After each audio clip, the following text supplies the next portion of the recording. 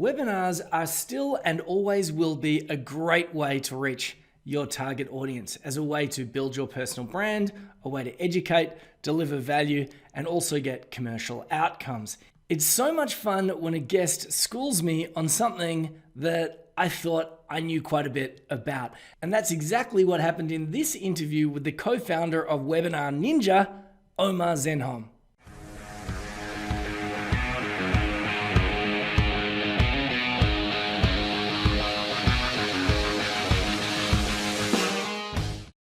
I'm a big fan of webinars. You might have even attended one of my webinars. One of the toughest things about webinars, it took me a really long time to learn how to do this, is how to sell off the back of a webinar. Indeed, how to sell from a stage, or indeed sell to a larger audience. Me personally, it took me a long time to figure it out, and I made a lot of mistakes along the way. What I would have preferred is if I'd had the opportunity to have a conversation with Omar Zenhom many, many moons ago, because Omar is the host and creator of the $100 MBA. This is an amazing podcast. If you haven't checked it out, check it out. It won Best of iTunes a couple of years back, which is like the Oscars of podcasts. This year, it racked up 200 million downloads, which is mind-boggling. But I've dragged him onto this forum, onto this stage, because he's also the co-founder of Webinar Ninja, which is a webinar software for creatives and coaches. You can run live webinars or you can run evergreen webinars. It's a pretty amazing piece of software, and that gives him insights into what's working and what's not working when it comes to running webinars. Omar, how are you? It's great to be here, James. Thanks for having me.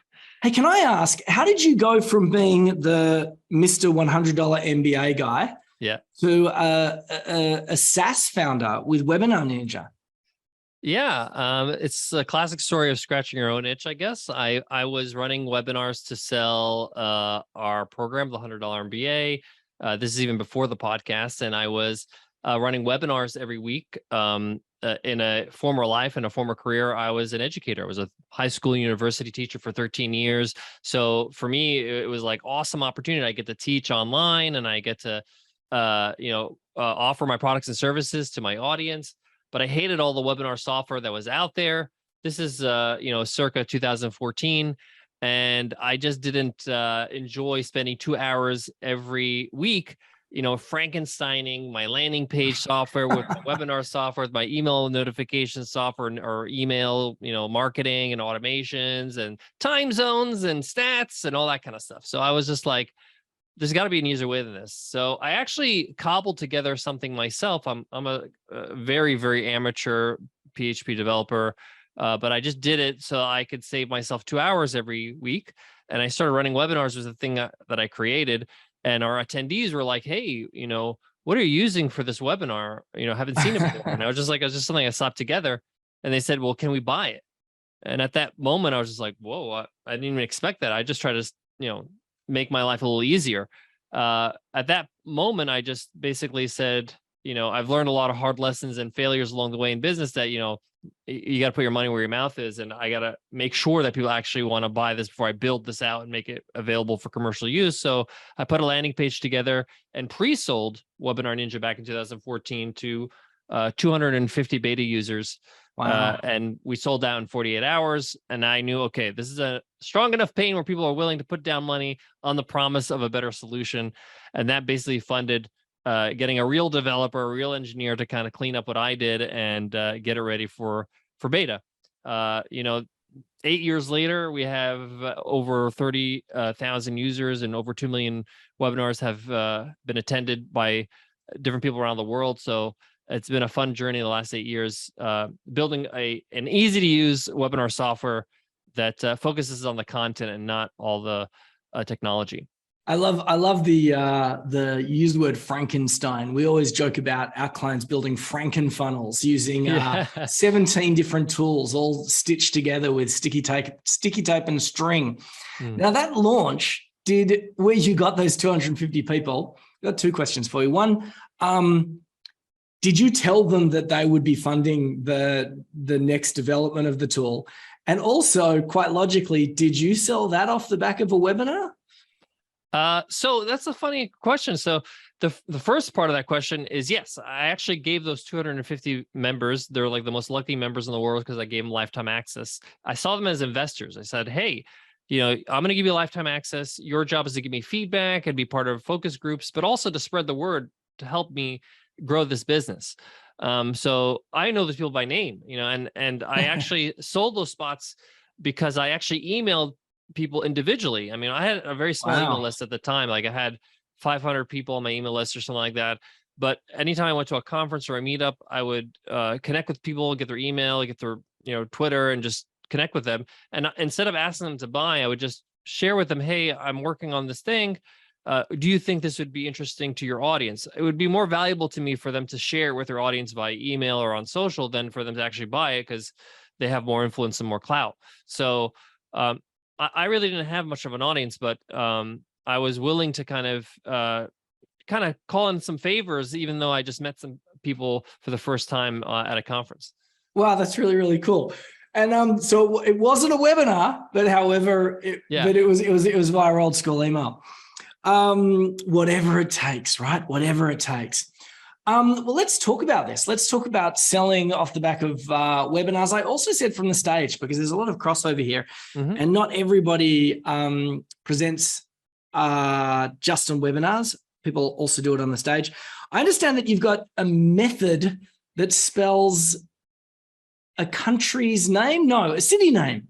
Yeah, the Tokyo method. Yeah. The Tokyo method. It's my trademarked method for selling on webinars or creating effective webinars, really. I just want to say off the bat that no matter what you are doing, even if you don't think you're selling your product or service, even like you're like, hey, I'm not really, you are selling. You are selling your brand, you're selling yourself, you're selling, subscribe to my newsletter, whatever it is you're asking for, that you are promoting yourself in some way and you are performing. So I just want to kind of put that out there. But a lot of our users are either coaches or creators or YouTubers, people that are in the services, and they're not necessarily, marketers. They don't really feel comfortable with high pressure sales or, memorizing a script or a value stack or, using scarcity and all that kind of stuff really kind of gives them the heebie-jeebies, So, and that's okay. And I tell them, actually, that stuff is not as effective as it used to be because people are a lot more educated as a consumer these days. As we know, people do a lot of research before they even get to your webinar, and they're kind of like looking at you on the screen and saying, what does this person have for me? So this is why it's really important that I stress in the Tokyo method that your number one goal on any webinar is to actually build trust. That's really what you need to do, is like you need to break down the barriers and get them from their hands are folded and saying, oh, what does this person have to offer? Or what is this person all about? Are they legit? To, oh, this person actually has my best interest in mind. Here's another thing we try to teach is that despite of what all the sales experts might say in their books or in their seminars, you can't make anybody buy anything. Right. And if you try to do that, unfortunately, it'll backfire with, chargebacks or refunds or a bad reputation or bad reviews or bad tweets or whatever it is. So knowing that, we don't actually try to make anybody buy anything. But what we're trying to do here is we're trying to build trust and a relationship with our audience so that when they are ready to buy, when the pain of whatever your solution offers, increases for them, then they're not going to shop around. They're going to come back to you. So that's really what we're trying to do here. We're trying to build a relationship so with people that do want to buy right now, and we're going to give them enough reason to buy on the webinar with the Tokyo method. But if not, then we'll be top of mind. They're not going to be shopping around. So to get into the Tokyo method, it's an acronym, and T stands for topic. And this is probably the most important part of your webinar is your topic, and we actually call it your promise. Your topic is actually your promise, because if I sign up for a webinar, say, for example, I'm a basketball coach and I say, learn how to become a great basketball player, right? That's a huge promise. It's very hard for me to fulfill that in an hour or 2 hours or 9 hours or 9 years, right?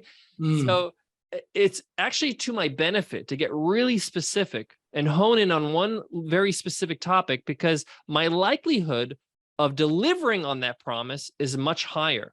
And when I deliver my promise, this increases my value big time because it increases my relationship and my trust with them. So if I was a basketball coach, I would probably do something like how to increase your free throw shooting by 10%. I'm not talking about offense. I'm not talking about shooting or all kinds of, I'm just talking about free throw shooting. Boom. That's it.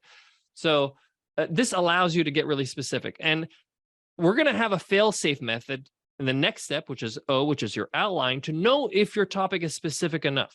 Okay. So promise is your topic. Got to make sure it's very specific. So that makes it much easier for you to kind of fulfill on your promise. We get this all the time with people that come into our world and they say, I want to do a webinar on 5 things that I did really well in my business. We actually had a really famous person that was like 5 growth strategies. And I'm like, dude, no one's going to show up for this. And he said, I ran it to my audience and they all showed up. Anyway, this is actually a famous person. If I said his name, you'd know who he was. And he did 5 growth solutions and we ran it and no one showed up. People actually registered because the guy was so famous, but then they didn't show up because there was no promise. I don't know. It was too vague. It was like how to grow a $100 million business or something like that. It was just too broad. It's too vague.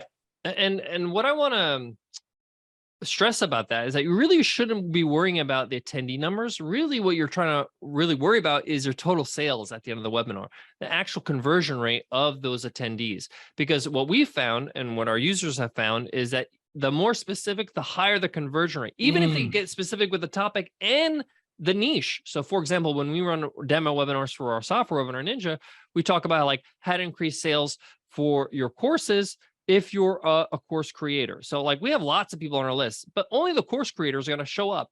And I'm talking directly to them. I'm giving prime examples that actually reflect their needs and their wants. When we do hot seats, it makes sense to everybody in the room so that the solution, our software and how we implement it makes it so much more sense for them to say yes to that purchase versus I have to try to cater to course creators and accountants and coaches and people that are in plumbing. And it's like, it's too hard for me to resonate with everybody. When you talk to everybody, you talk to nobody. So that's why niching really helps. You'll find this quite interesting. Just yesterday, I've got a new marketing assistant and we were jumping in the back end of our systems.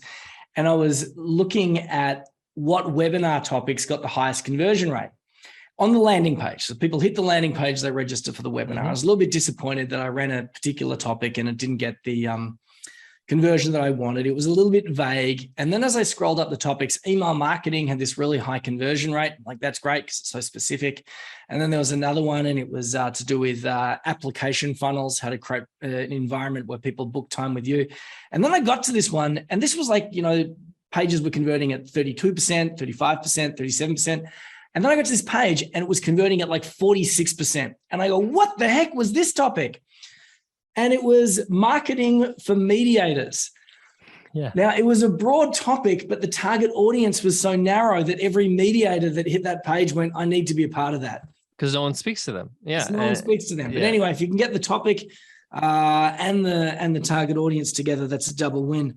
What's O? So O stands for outline. And this goes back to my teaching days where it's basically a lesson plan where you're going to break down how am I going to deliver on my promise, my topic. And we say in 5 parts or 5 tips or 5 steps, no more than 5, because if it's steps, one of the things I learned in education is in order for somebody to transfer a skill to somebody else, that other person has to not only comprehend and understand what they're teaching, but they have to retain it so they can repeat it. If you remember when you learned long division, you'd have to know the steps so you can go home and do your homework. Otherwise, it's useless to you. You don't know how to do long division if you can't remember the steps. So this is why we try to say 5 or less. So what are the 5 steps or 5 parts or tips that you need to share with them so that they can actually reach the promise, reach the goal at the end of the webinar? Now, if you say to yourself, well, actually, I need 7 steps, I need 8 steps, I won't be able to do it in 5. That means your topic's not specific enough. Go back to the drawing board, get more specific, because you need to keep it at 5, because otherwise it's just going to get too hairy and too long and too hard to go through that. And one of the best ways is just ask yourself, if they do these steps, these parts, these tips, will they be able to do something at the end? Will they be able to actually take that skill and do something at the end of the webinar? So that's a kind of a nice kind of check if 5 tips are effective. So that's outline. I do. I'm a verbose speaker. I do 3. Yeah. Now I've got a business partner called John. He does 5. And the reason why is it takes us the same amount of time for me to do 3, for him to do 5. Yeah. But what I find is that every one of my 3 usually has 3 elements. So I'm like that guy who's got 8 or 9, but it's within 3. And then there's the action that can get taken. But I love the bit about they've got to be able to go away and execute on something, do something. They get a small win, they get a result, then the earth goes around the sun a couple times, and then they go, I really need some help with this. They're going to go to the person that got them the result because you've demonstrated value. And you've built that trust. You know your stuff. Exactly. So if we move on to the next part, which is K, is keynote, and really it's your slides. And I'm a big believer that you need to cater to different modalities of learning. Imagine you went to grade school, or you went through all of KG through 12 and university, if you went to university, and there was no blackboard or whiteboard, or now they have smart boards. Imagine the teacher teaching without that. It would be very hard from the student's perspective to really grasp the concepts conceptually. Not everybody can picture everything in their mind. I'm the kind of person that can create pictures in my mind and imagine what people are saying. I discovered as I got older that most people are not like that, and you need visuals. And this is why I like to teach the t-shirt method, which basically means that don't, just like this t-shirt says, just do it what I'm wearing, don't put anything on a slide that wouldn't fit on a t-shirt. So if you're putting paragraphs and paragraphs, that's just you don't want them to be reading. Another tip I say when it comes to the visuals and the keynotes is, if I gave you my slides, it really wouldn't make sense. If I give you my slides and it's like you got the whole presentation, then I'm useless. I just get, the whole point is that you make the slides come to life. And what I know that Taki Moore does this method where he has like an image and then he has a word over the image, and that kind of leads to a story, and he goes through that. And that caters to a lot of modalities. People like to see text and people like to see images.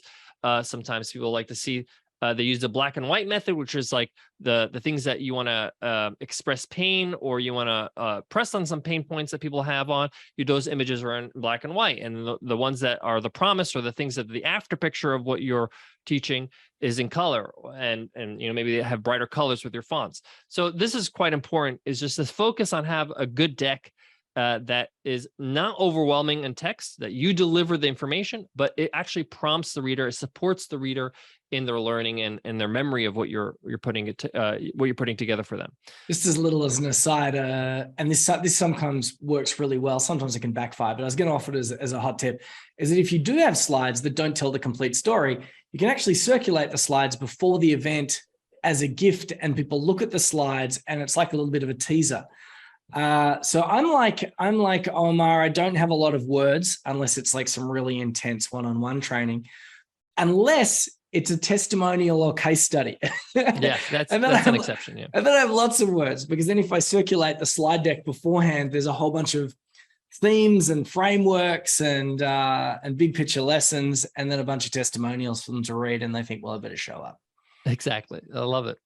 So if we move on in the Tokyo method, the next one is why, which is probably the most important, the most one that people need to work on, and it stands for your engagement. Now, a lot of people, they start a webinar, they're like, man, these people are horrible. It's crickets out here. They're not engaging with me. One of the things you have to learn is that you have to teach people to be engaged. You have to teach people that how this is all run. And a metaphor, an example I like to give is that first day of school, and maybe in 5th grade, and you walk into a classroom, and you'll have one teacher, let's say Mr. Johnson. You walk into his classroom, and he's just sitting at his desk doing his paperwork, and you just kind of mosey on into the classroom. You just sit on a desk, and you just wait for your friends to come in, and then your friends come in, and you start chatting with your friends, and then like the bell rings, and then now the teacher says, all right, teacher, guys, come on, quiet down, we're going to get started, right? In that moment, in the first day of school, in those first few minutes, first few seconds, when the teacher opened their mouth, you made a judgment. You basically said, okay, this class is going to be easy. I'm going to coast. We're going to walk all over Mr. Johnson. He's not organized, right? And that's the impression you got. And that happened because Mr. Johnson was not training anybody from day one.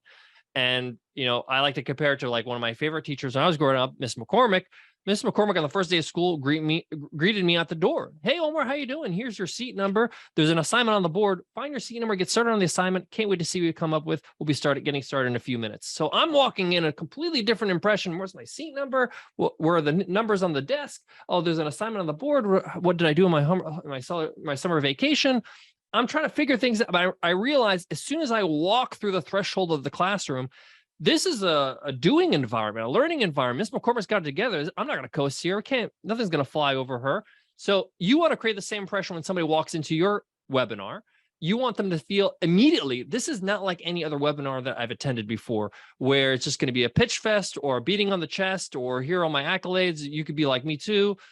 It's more of, hey, what I do is I get them on task right away. I have a pinned message in the chat and I say, hey, as you join, there's two things I ask. I say, introduce yourself, tell me who you serve and what you do, and what would be a win for you today? Why did you sign up? What are you trying to get out? If there's one thing that you want to get out of this today's one, what would be a win for you today? This is important to me because I want to be able to read these things out because at the end of the webinar, I'm going to show them that, hey, you got to win. And immediately they feel like, okay, I got to do something. This is not a place where I'm a spectator. I have to type, I have to see who I am, I talk, all that kind of stuff. And throughout the whole webinar, I'm doing all these things to make sure that they feel like they're engaged, that this is a two-way street. And this is on purpose because I can't build a relationship and build trust if it's a monologue. They need to interact with me. I need to hear from them. So another thing we do is every 10 to 15 minutes, we stop and I say, okay, what was your number one takeaway so far that you learned? And it makes them recall, oh, I learned these three things. So far, I learned about Tia's topic and Noah's outline and your keynote. And now we're thinking about engagement. So they type in the chat, I learned this. Psychologically, the attendee is confirming, and they're not going to lie to themselves. They're writing in black and white. Yeah. I got value, right? I learned this. So go ahead. I do it. I do something very similar. And I actually say, write down your aha moments or your epiphanies, what it is that you learn, because when you write that down, you'll be helping everyone else on the call. Love it. They learn something a little bit different to you. And then suddenly it's like, oh, I'm going to help everyone else on the call. Another thing that I do, two things. One is I often have an A-B question in the beginning because if I say an A-B question, I say type A or B, and people will type A or B, and they've just learnt that little skill. Oh, I can leave a chat and I get a thrill from that just little thing, A or B. Type A or B to get me the answer. And then, I don't know if you've ever done this, are you ready? I have a participation bonus. Something comes up like a free report. And I say, well, thank you for answering A or B. When you participate, you're going to get more from this call. But those who participate are also going to get this participation bonus. And if you don't participate, you don't get the bonus. Wouldn't that suck? Yeah, but it's great because we work in incentives. It's okay. And you're making it fun. So why not? Yeah. I also have another one that you'll dig because this is the topic of engagement. I have a thing called a sticky bonus. And I introduced this about, at typical drop-off points. There's if you've got a 90-minute one, people drop off on the hour and stuff like that. And I'll say, this is a sticky bonus. You just get this for sticking around. You just stick around to the end. And people shake their fist at the screen and they go, okay, you've got me. And then they have a laugh and they stick around. So why is your engagement? And I also love, Omar, that you told that story, that there is an example of different people learn in different ways. And if you've just got lots of slides with lots of text and whatever, it's not really going to work. But if you're in your outline to support your key points, you've got stories. That's really amazing. And one of the things that is important to understand is, this is what I learned from teaching, my days in teaching, is that our brains are very powerful, but it immediately deletes information that's not relevant. So like, for example, you saw a bunch of license plate numbers today. You probably don't remember any of them because your brain deleted it immediately because it's like, I don't need this information. So your brain really is not going to remember things unless you put it in context and show the relevance. And this is why examples and stories are important. People don't really understand. They hear the word storytelling, and Vaynerchuk is always promoting it, and they don't really understand. But the point of storytelling is really just putting things in context so people can understand, oh, this is how I would apply this. This is what it means in real life. And that allows it to stick in your brain because it's easy to remember context and stories and relevance versus just a bunch of facts. So yeah, I always encourage people to do this as much as possible. I also lived that story when you were talking about the teachers. And when we live it, it's suddenly, it's not Omar's story anymore, it's all our story. And we've all been there. We've all had Mr. Crummy Johnson, and we've also had Mrs. McCormack. Right. And we never remember Johnson's name, but we remember Miss McCormack or Mrs. McCormack. What's our next O on the Tokyo? So O is what everybody talks about, which is offer. And how to craft your offer. Now, a lot of people, they try to script an offer. They hear that there's something called a perfect webinar and we got to stack a certain value or do all a bunch of weird things that make people feel uncomfortable. This is what people don't talk about. Number one, your job is not to sell. Your job is to help them make a decision. A lot of people don't know this, but my dad was a car salesman. This is why I went to teaching in the first place. Because, if you have a parent in sales, one day you're going to Disney World, the next day it's in the backyard, summer vacation. So I went for something stable. But some of the stuff that I went to work with my dad and learned from him stuck. And one of the things is that his job as a salesperson was not to convince somebody to buy something that they don't need or want or is a good fit. It's to make them a decision. Ambivalence, sitting on the fence, that's the enemy of sales. I rather somebody be like, I am positive this is not for me, or this is perfect for me. That's what I want by the end of the webinar, is that they make a decision. So how can I help them make a decision? The only way I can help them make a decision is to make it about them and not about my product.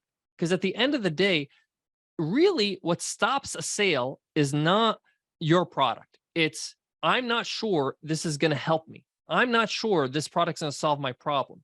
So before I start telling the price and what it includes and all the value and the bonuses, that's really irrelevant. You can have no bonuses and you can have a $5,000 product on the webinar and you can sell like gangbusters if you could solve a problem. So how can you prove that your product solves a problem? Very easy, but people don't do this because they're just focusing on themselves.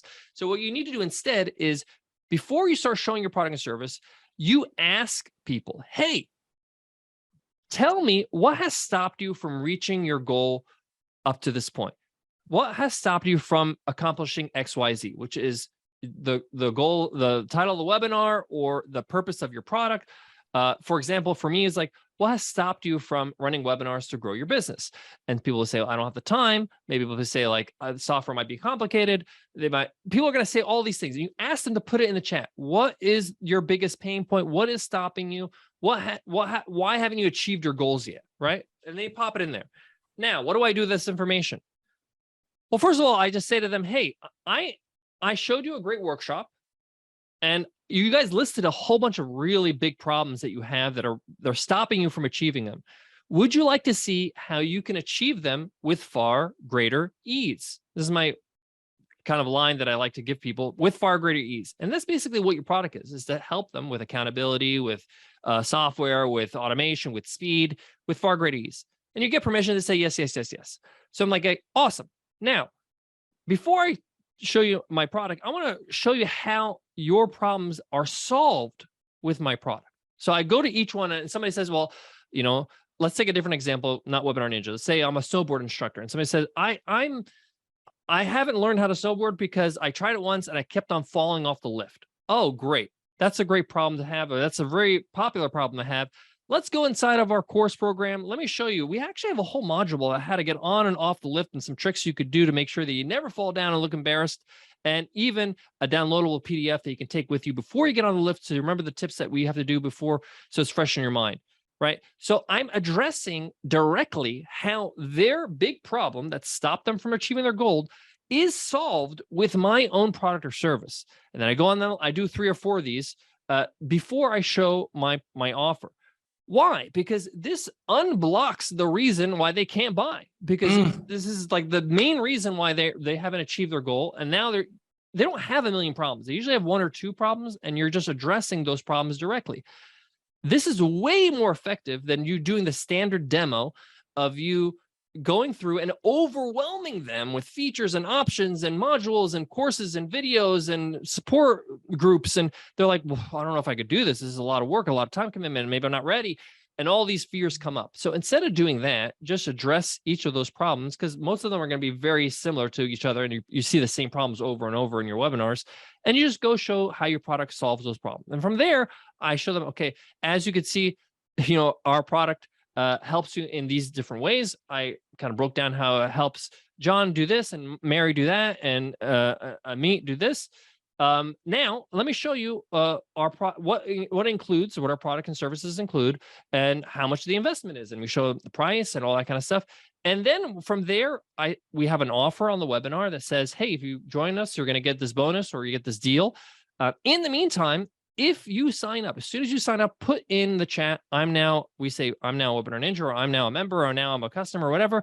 And we give them an additional bonus for just sharing, because this encourages other people to feel like, hey, I'm part of the group, to do that. And while they're doing that, while they're buying, and I usually leave like 15 minutes, and this is where I answer all the questions. We have a separate Q&A area in Webinar Ninja where people can upvote questions and things like that. And this is where I just go hard on questions and answer all these questions. And usually these are buying questions, and it gives people to check out and buy, and gives me a chance to congratulate people and welcome people as I'm answering questions. So that's offer. That's amazing. And that's the social proof. When one person buys, they tell everyone else that they buy. It can be a challenge if no one's buying, but then you've got other problems to worry about. A couple of things that you said there about the offer. You didn't use this language, but this is something that we try and tell our people, is that selling is about the transfer of certainty. So for example, you might be sitting down with someone and you're thinking this product is perfect for them. And what we often do is then we get really aggressive and we're like, I want you to buy it because I know it's perfect for you, but it's your job to transfer your certainty to them. So they look back at it and they go, yeah. So you're not trying to sell them something, you're trying to transfer the certainty. The other thing that we often say is, and you articulated this so well, fears to features.